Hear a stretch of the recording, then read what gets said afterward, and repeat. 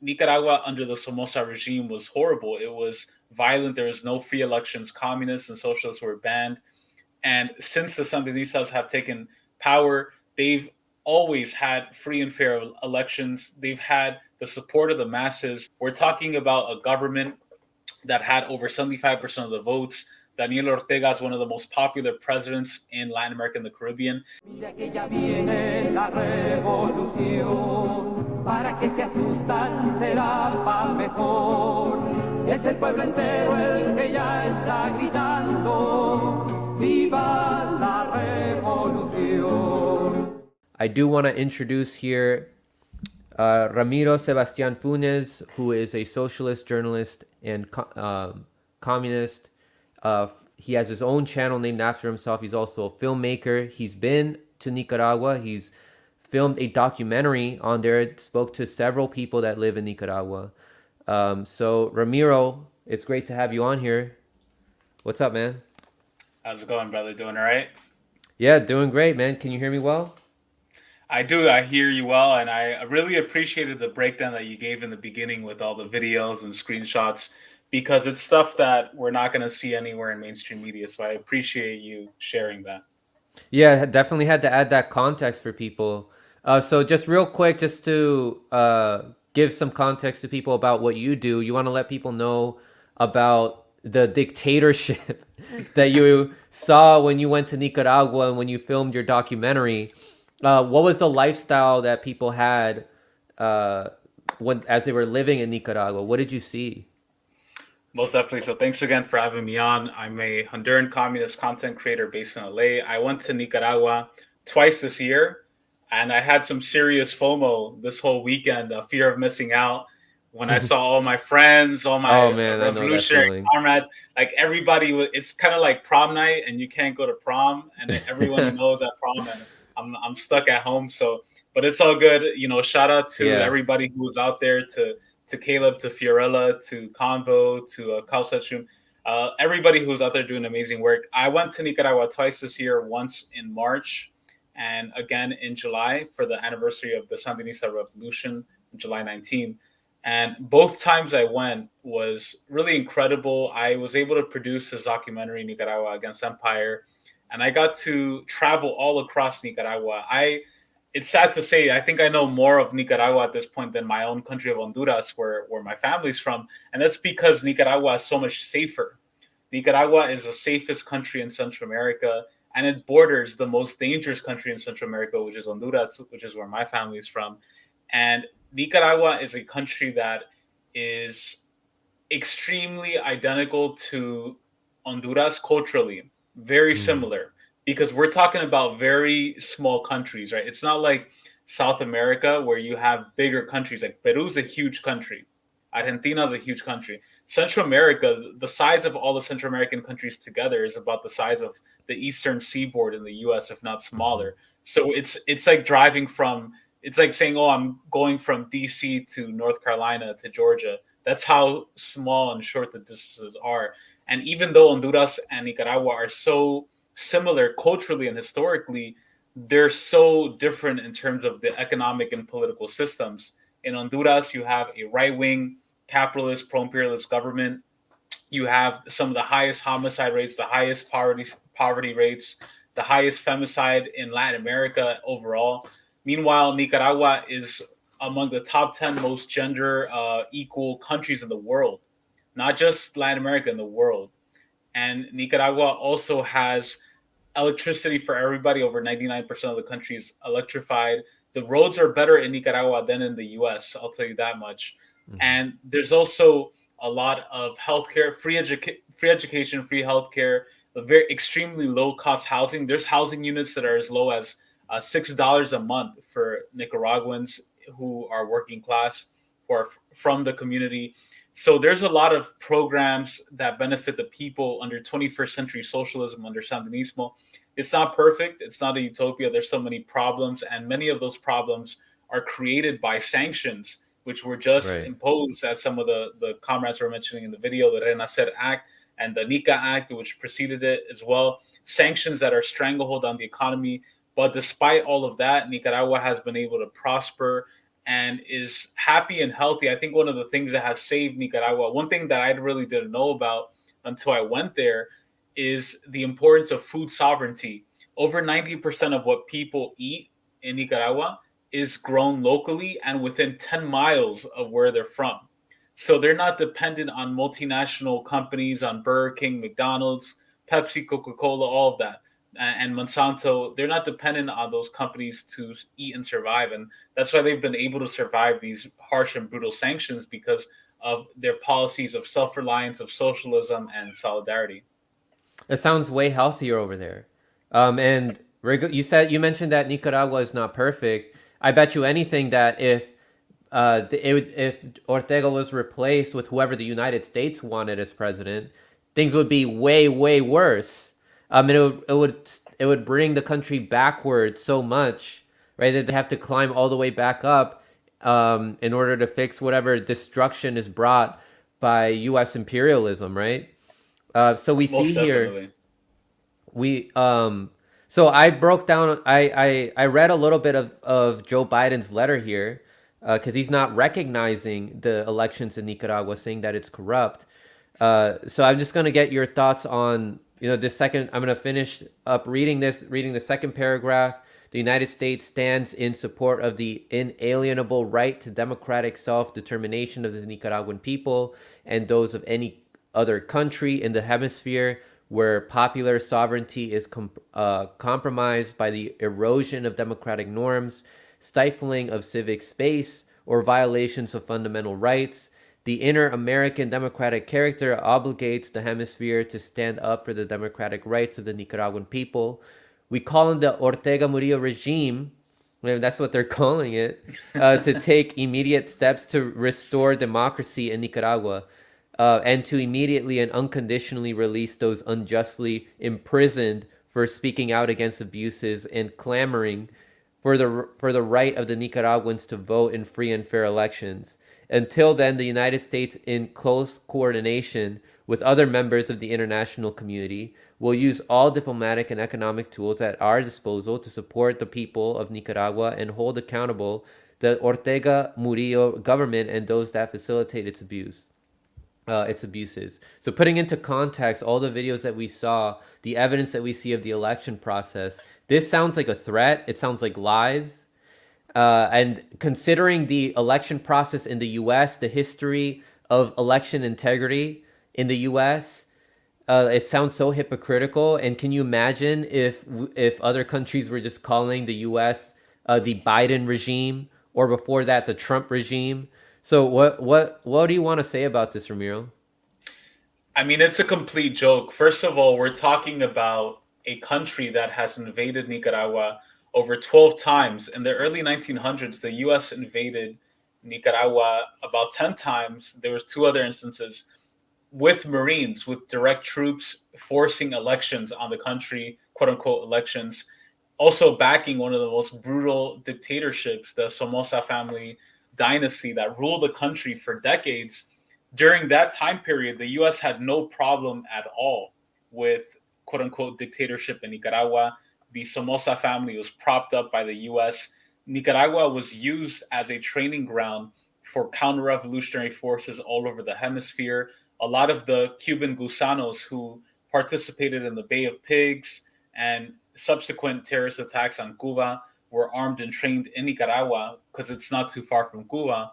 And Nicaragua under the Somoza regime was horrible. It was violent. There was no free elections. Communists and socialists were banned.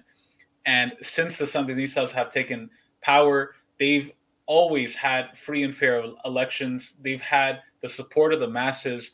And at this point, it's a complete joke. Just reading that statement, I mean, it seems like complete nonsense because it's not based in any sort of reality at all. We're talking about a government that had over 75% of the votes. Daniel Ortega is one of the most popular presidents in Latin America and the Caribbean. And it's something that I want to hear now address people, liberals and quote unquote leftists who are skeptical of Daniel Ortega, because there's a lot of people, especially with some boomers, no offense to boomers, there's some good boomers out there, but there are some boomers out there who are like, oh, I supported the Sandinistas in the 70s and the 80s, but Daniel Ortega, he held on for too long. He's a dictator, and so there's kind of that approach, right? And it's interesting because in one of the statements that you read earlier, I forget who said it, but it was interesting because that's one of the talking points, right? They say Daniel Ortega and Rosario Murillo, the Sandinistas, they oppose the Somoza dictatorship and regime. So they'll at least admit that the Somozas were a dictatorship and a regime. But then they'll subvert it and twist it, and they'll say, and now they've become just like them. Now they're equally as Somoza. And there have been pictures of quote unquote pro-democracy protests by these Nicaraguan opposition people. Well, they'll have a picture of Somoza on one side and Daniel Ortega on the other side, and equating the two. So that has sort of been the liberal imperialist narrative about Nicaragua that has actually been dominant. I mean, you would have to go somewhere like Miami or even here in LA, where I'm talking to you from, where there are some really right wing Nicas who are very pro fascist, they're like, I love Somoza, but they're actually kind of a minority, right? Like you have what's her name in the media? She's like some Fox News commentator, and she's like openly fundraised for the Contras and all that. But then you have the more dominant, I forget her name. Well, I'll remember. Navarro from, yeah. Exactly. Like she's openly just pro Contra. She's like, we need to get the Somozas. But then you have the other wing that uses feminism, that appropriates it, right? And subverts it.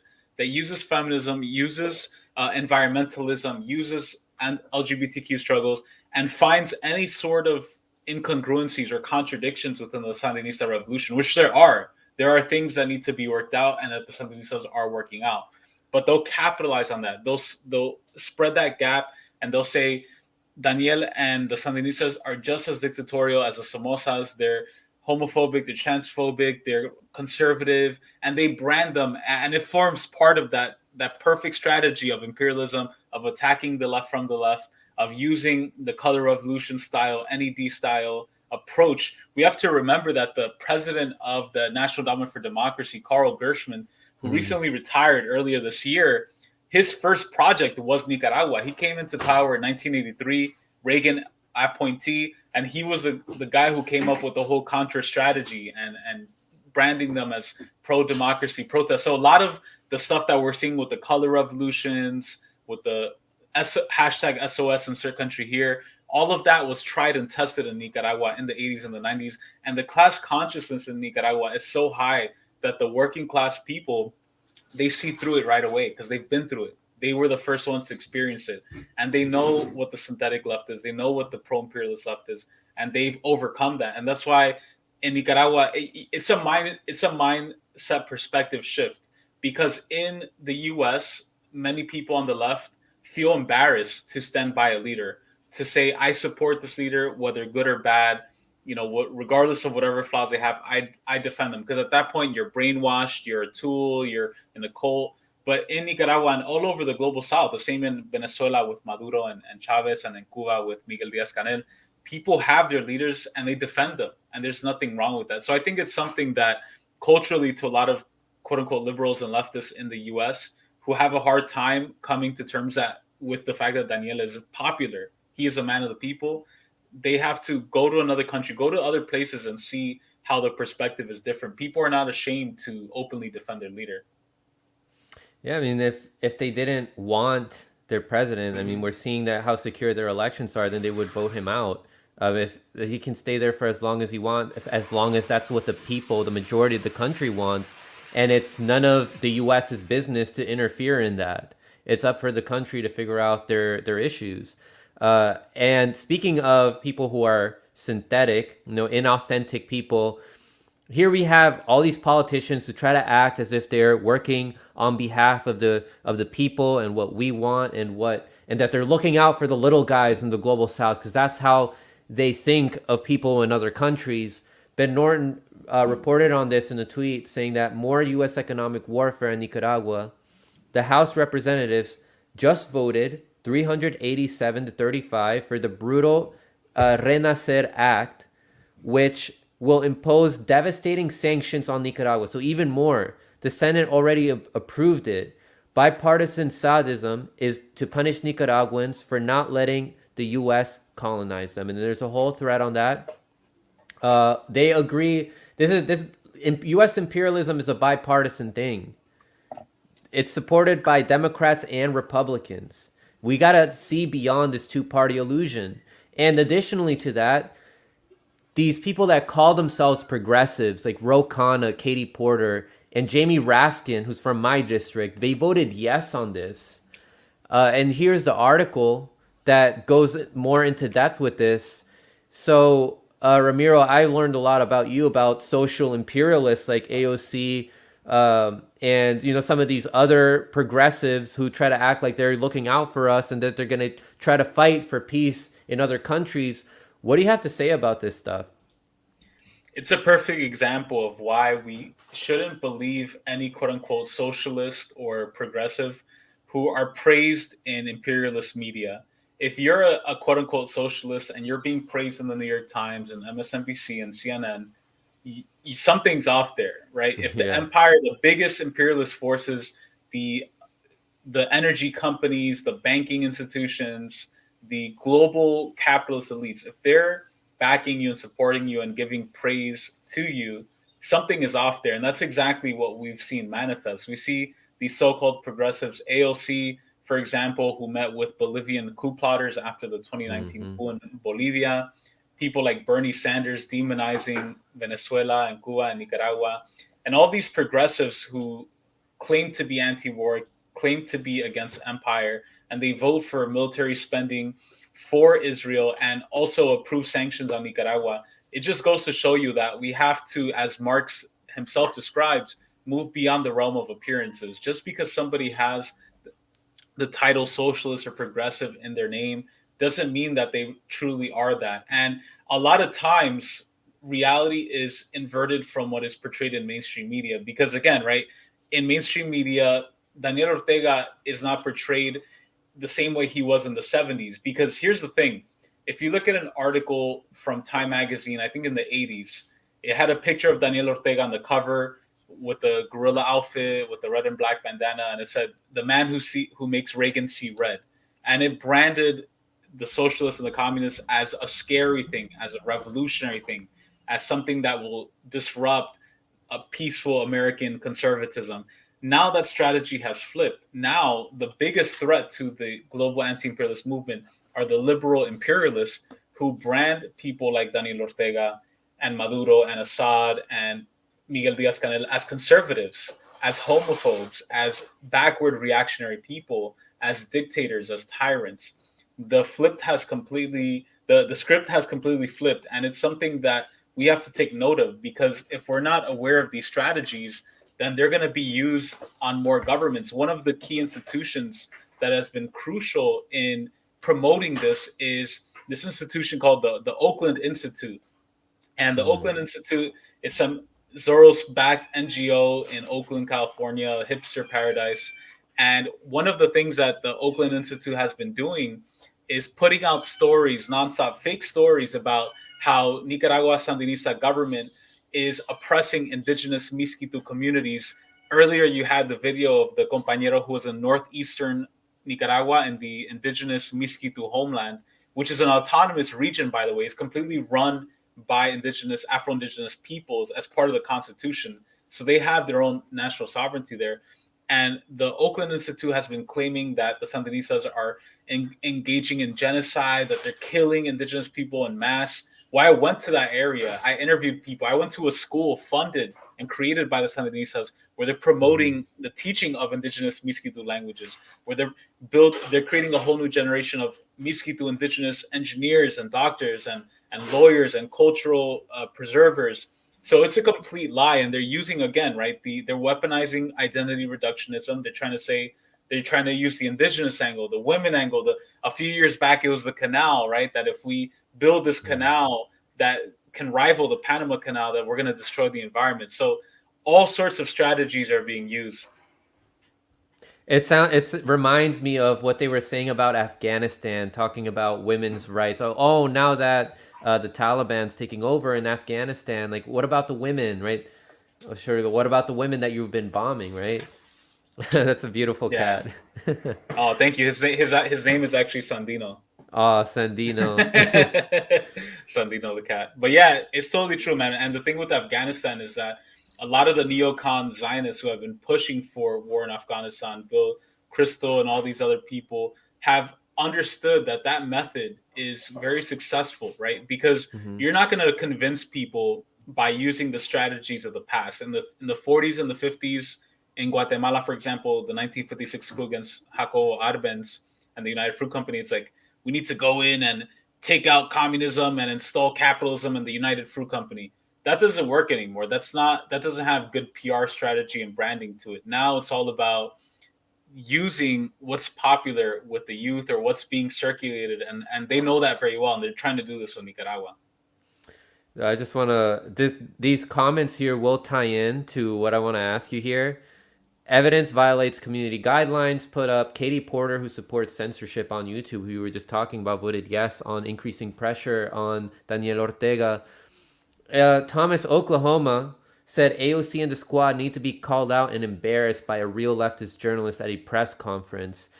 I don't know if... Oh, at a press conference. Okay, I was thinking... I don't know. I processed like in front of Congress, like another politician was like, "Yeah, that's not gonna happen." Good luck, AOC, bro. yeah, AOC is so naive. She probably doesn't care about her own people across Latin America. I mean, that's very apparent now. I mean, she doesn't Mm-hmm. say anything about how her people in Puerto Rico don't have a say in U.S. elections. So I want to ask you, Ramiro, who do you think is more dangerous?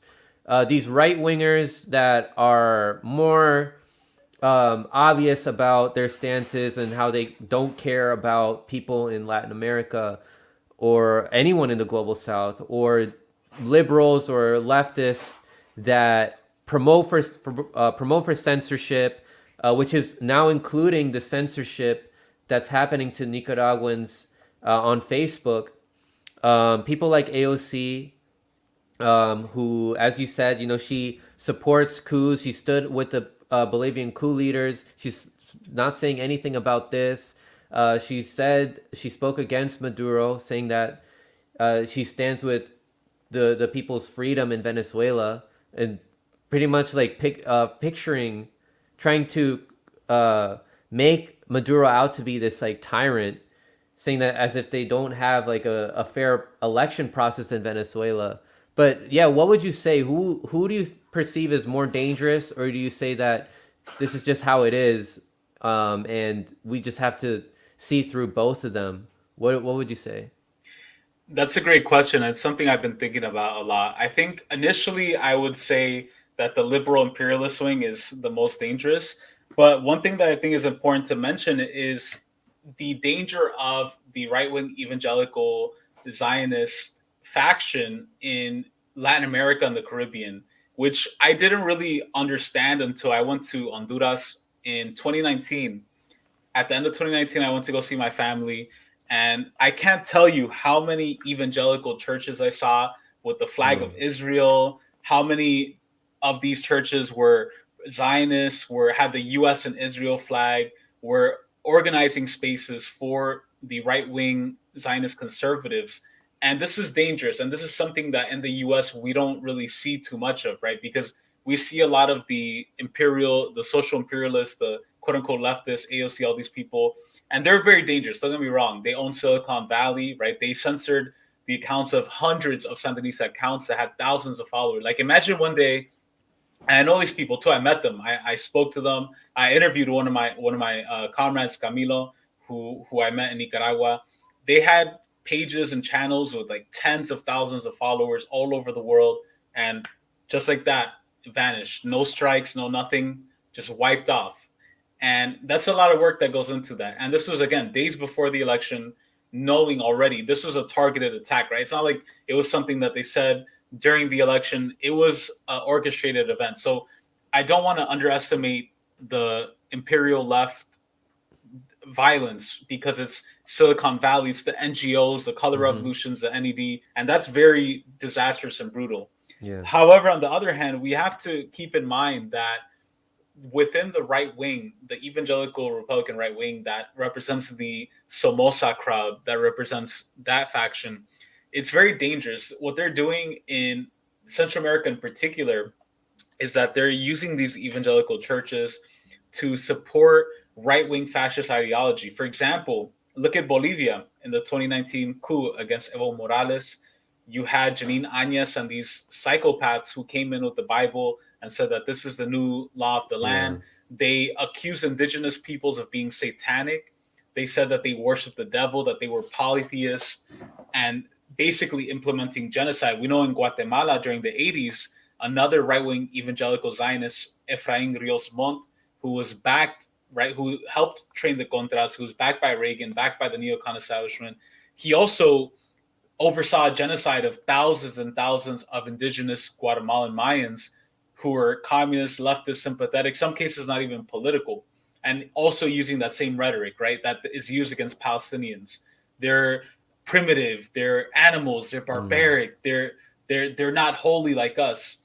And we're also seeing this in Honduras with Juan Orlando Hernandez, the right-wing government that is implementing these free market neoliberal cities and wiping indigenous people off the map. Let's not forget that Berta Cáceres, an indigenous Lenca woman, was murdered by a right-wing evangelical Zionist government and many other activists. So the threat of this right-wing neocon, Israel-loving, Taiwan-loving faction is very real. And I think they're a little bit more discreet about it. And they're making moves in the background very softly, very carefully. Steve Bannon advises a lot of these people. It's a lot of the same people who are against China. They think China is like some satanic empire. So while I do think that on the one hand, the liberals, because you have like that one camp, right? Like the Russia-hating liberal NGO, granola, soy latte hipster people. And then you have like the right-wing neocon, Zionist, China-bashing evangelicals who are very dangerous as well. So I don't want to underestimate one or the other. I think right now the Silicon Valley liberals are definitely the biggest threat, but I think in the long term, the right-wing neocons are also a threat to be reckoned with. Yeah. I think it depends on the group also. Like if you're like in a group of a bunch of leftists, some of them may be, some individuals may be overlooking what leftists do and the tactics that they use to try to infiltrate. And then sometimes the people that realize this start to focus too much on that they may overlook what the right is doing, and they don't pay enough attention to what right-wing commentators like or with right-wing talking points like Tim Pool say. Like they overlook that stuff, and Tim Pool has a lot of followers, and he's manufacturing their consent, misinforming them. Like this is dangerous. So at the end of the day, we got to keep our eye on both, the right and the left, and the tactics that they're using to try to manufacture people's consent for more imperialism. So you want to give a shout out before you head out about I want to hear more about your documentary, and what advice you'd give to people who want to go out and do something similar and show footage about what's happening in other countries in the global south. Yeah, most definitely. So basically, as I mentioned earlier, I went in March and in July.